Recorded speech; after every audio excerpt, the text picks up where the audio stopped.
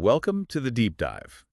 Today, we're really getting into the practical side of sales. We're looking at this Commercial English 2 sales booklet. Right. And this deep dive, it's all about giving you a clear roadmap, Yeah.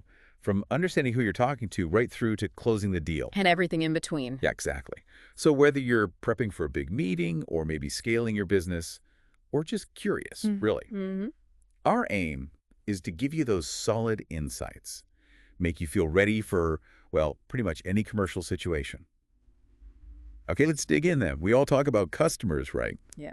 But how well do we really know them? That's the key question. And our sources, they kick right off, emphasizing customer personas. Mm-hmm. Sounds a bit like marketing jargon sometimes, but they argue it's fundamental. It really is. And what's interesting is they say don't just identify your current buyers. Oh, right. Go broader. Yeah, look at potential ones, targeted ones too.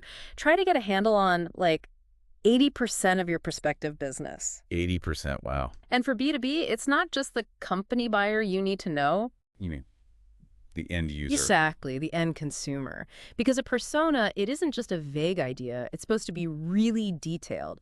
Demographics, location, sure, but also interests, habits, wants. And critically, their challenges. Precisely. That detail lets you tailor everything. They give a good example, don't they?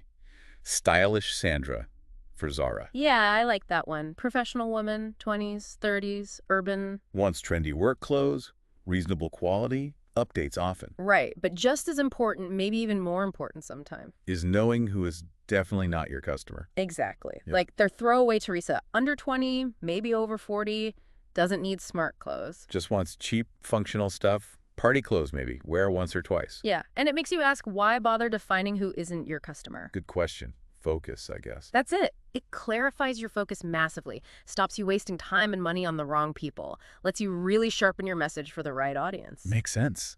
And then they bring in this concept, the blue ocean non-customer tiers, which is a fascinating way to think about finding new sales. Blue ocean tiers. Uh-huh. Tell us about those. Sounds like finding untapped potential. It is. So first you've got the first tier. They call them soon-to-be non-customers. Okay, so people on the edge. Pretty much almost ready to buy in your industry, maybe thinking of leaving their current supplier or just about to buy more actively.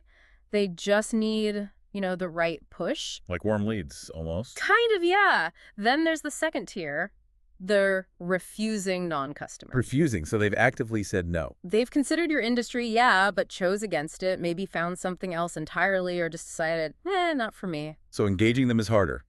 You need to know why they refuse. Exactly. Address those past objections. And then the third tier, unexplored non-customers. These sound far away. They often are. In markets that don't seem relevant right now, they're not even really thinking about your industry, maybe because of the buying experience, availability, price, quality perceptions. So understanding these different tiers, it lets you build totally different strategies. Precisely. It's about creating new demand, not just fighting over the existing pool, expanding the whole market, Okay, so that's the who. Really important groundwork. Mm. But then how do you approach them systematically? How do you make sure you're effective? Well, this is where a structured sales process comes in, according to our sources. Right, having actual steps. Yeah, the benefits are huge. Improved productivity, for one. You break the journey down. Prospecting, qualifying, the pitch itself, handling objections. Closing, follow-up, Yeah. all defined stages. Right. So salespeople aren't just guessing what next. They're actually engaging. It's more efficient. And it helps with scaling up, too, I imagine. Yeah. It makes growth faster. Definitely. Because you can monitor it, often with a CRM. Customer relationship management software. Yeah. And that gives you data. You can see where things are working, where they aren't, forecast better, improve continuously. That data piece sounds crucial. But, this process, it doesn't happen in a bubble. We're in a global market now. Absolutely. And the sources have some really strong advice on cross-cultural communication in sales. What really jumps out at you there? What's critical for listeners dealing internationally? Oh, this is huge. So many deals fall apart here. The absolute number one thing, effective listening. More than just hearing, right? Way more. Paying full attention, thinking about what isn't being said as much as what is, and asking really good open questions. Okay, what else? Being careful with your words, your vocabulary. Specifically, they warn about phrasal verbs. Oh, like put off or take on. Exactly, or idioms, even advanced words. Non-native speakers, even fluent ones, might just not get the nuance. That's such a good point. Easy to forget. Clarity is key then. Paramount. Be concise. Avoid jargon where you can. What else helps bridge those cultural gaps? They can be subtle, but impactful. Understanding different skids. Decision-making speed varies massively. How so? Well, in some cultures, hearing yes or agreement might just mean agreement in principle, or maybe just, okay, let's discuss this further. Not, yes, we have a deal. Not necessarily. Misreading that causes real problems. Also, body language. Hugely different. Like eye contact, personal space. All of it. Gestures, too. Doing a bit of research beforehand can save you from major misunderstandings or even causing offense without realizing it. Okay, so research is key. And finally, treat everyone as an individual. Don't stereotype. Customize your approach, your intro, your pitch. Show genuine interest. Don't just tell them stuff, show them you care. And maybe slow down a bit. Oh, absolutely. Crucial point. Give people time to process, especially in a second language. They might not feel comfortable asking you to repeat. Pause. Group your sentences. Let it sink in. Hashtag their art of the pitch and handling objections. Right, so you've done the prep, you know the customer, you're mindful of culture. Now, the pitch itself, how do you make it land? Make it effective? Well, the sources push us beyond just listing features. That's a common track. It's rattling off specs. Yeah. Instead, they focus on the customer value proposition, the CVP. Okay, what's that mean in practice? It means explaining the unique stuff, the advantages, sure, but crucially, how those things directly give value to that specific customer. Answering their so what before they even ask it. The why should I care question. Exactly. They talk about solution pitching. Great salespeople don't just tell you about the product. They focus on how it positively impacts the customer, solves their problem, meets their need. Can you give an example? Like with that cookie milk? Sure, instead of saying, Charlie's cookie milk comes in vanilla, chocolate, and strawberry. Which is just telling. Right. You'd say something like, we help busy parents give their kids a treat they love. That also provides sustained energy for the morning and fits into a healthy diet. You're selling the solution, convenience, nutrition, happy kids, not just the flavored milk. Selling, not telling. Got it. Okay, now for the tricky part for many. What happens when the customer pushes back? Says no or hesitates? Objections. The sources say expect it, right? It's Yeah. normal. Totally normal. And the absolute key is your attitude. Don't take it personally, ever. Prioritize the relationship, the potential sale, over your ego. Easier said than done sometimes. True, but vital. And they suggest a process for handling it. LAER. Listen, acknowledge, explore, respond. LAER. Okay, break that down. Listen properly, first off. Then, acknowledge their point. Even just saying, okay, Gil, I understand that's a concern, or I'm sorry I wasn't aware of that issue before, that step builds trust, shows empathy. That acknowledgement piece is often missed, isn't it? People jump straight to defending. They really do. After acknowledging, you explore it, ask questions to understand it fully. Then you respond with your solution or counterpoint. And there's this idea of disagreeing agreeably, or saying no without actually saying no. That sounds like a useful skill. It's a delicate art, yeah, but very valuable. Instead of a blunt, no, we can't do that, which just shuts things down. Right. Kills the mood. You might say, sorry, Tanya, I can't promise delivery from stock right now because, well, all the free stock's gone. The absolute best I can offer is delivery in 6 weeks. Okay, so it's clear, concise, gives a reason. And crucially, it still offers something, a path forward. It keeps the door open, shows you want to help, explains the limitation transparently, builds credibility, even when delivering potentially bad news. Okay, so pitch delivered, objections handled gracefully. Now, the moment of truth. The close. Many find this the hardest part. What's the secret sauce? Well, according to the sources, the biggest mistake, not asking for the sale at all. Really? Or asking too late? Exactly. The best salespeople, they plan their close when they plan their pitch. They expect an initial no sometimes. They're ready for it. So they anticipate resistance.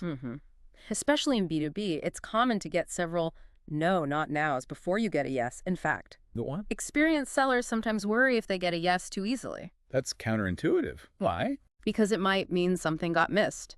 Maybe the buyer hasn't fully thought it through. Could lead to problems later.